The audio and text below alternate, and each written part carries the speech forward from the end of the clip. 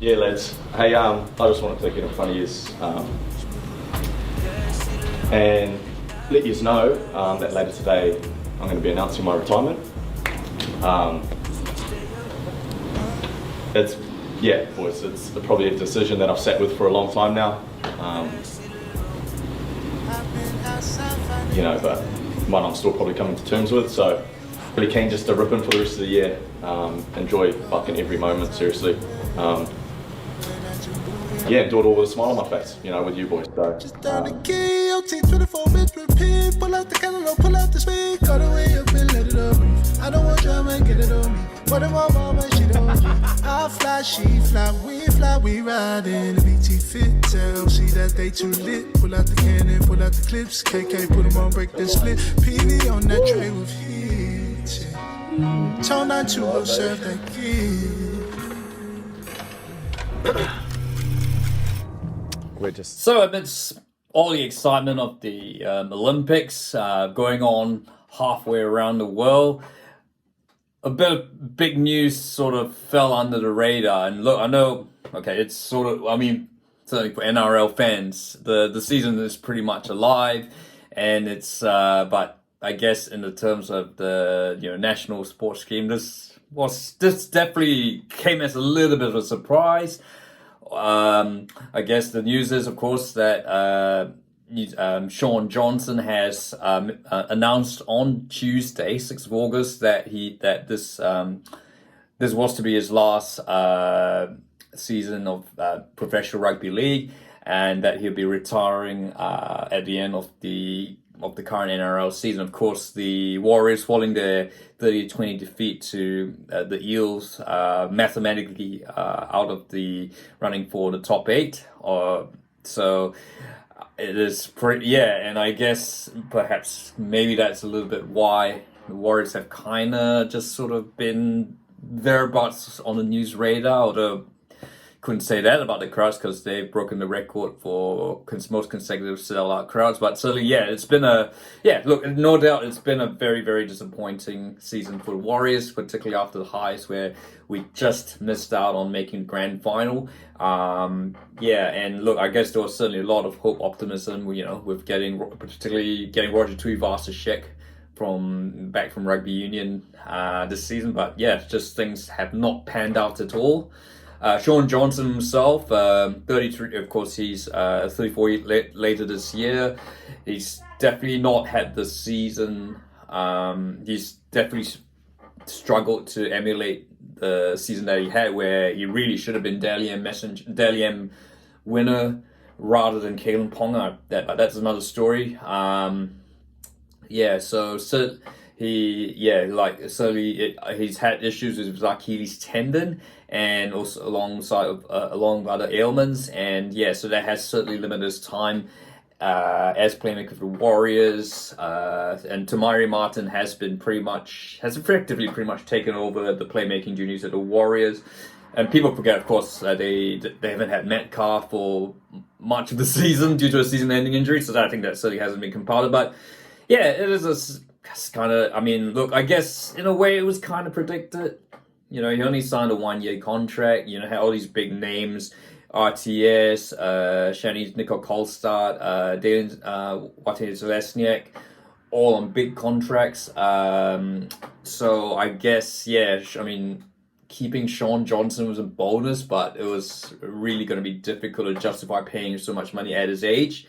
And also, given the number of injuries, I think our feeling is that, there has been a bit of talk with the coaches and with the club about his future. I have a feeling that perhaps they were not going to extend his contract. And so I guess Shaun Johnson, of course, had to come, he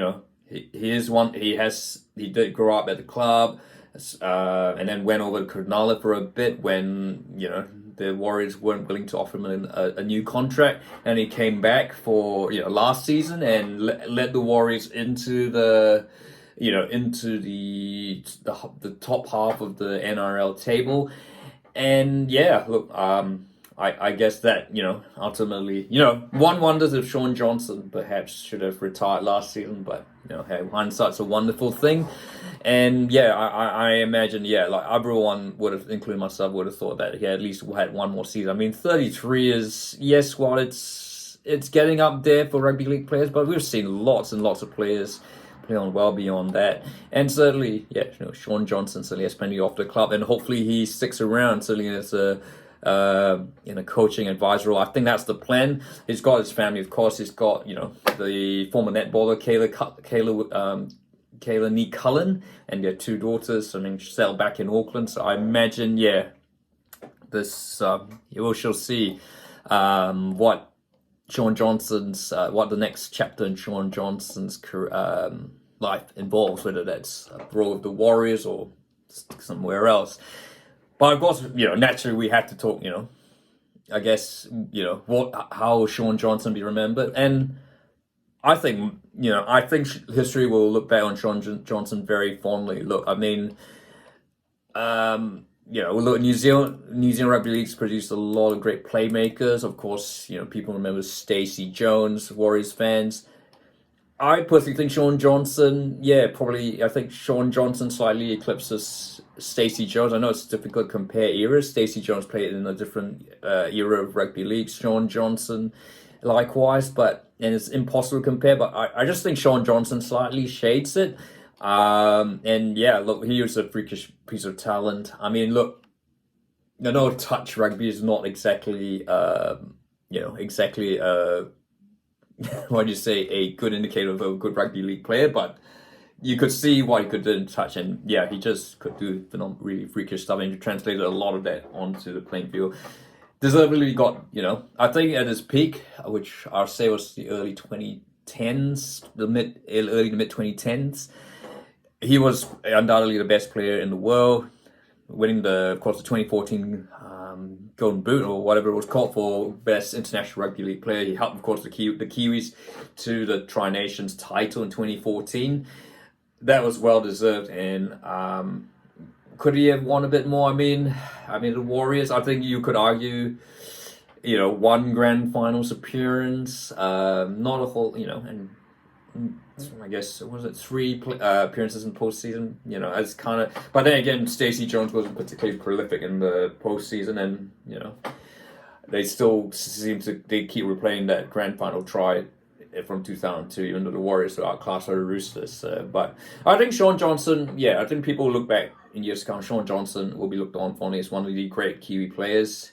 And I think it is going to be tough to replace a player of that talent.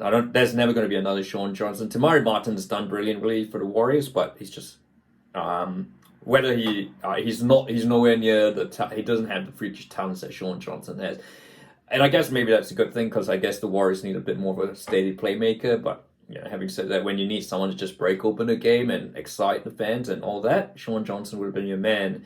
And I think certainly, look, a lot of personal things. He's a great ambassador of the game. Look, I think certainly that documentary he did about exploring his Laotian culture, that I really, really enjoyed that. And, I think he certainly is an inspiration to, I guess mixed families like Maori, Pacific Islander, Asian families, or not just in Auckland, but New Zealand, that there is, it's not, the game is not just for, the game is inclusive. And I think he certainly, is a trailblazer in that regard. And look, wish him all the best. Wish him, Kayla, and his 2 daughters all the best. And he will certainly be missed. But what are your thoughts on Shaun Johnson?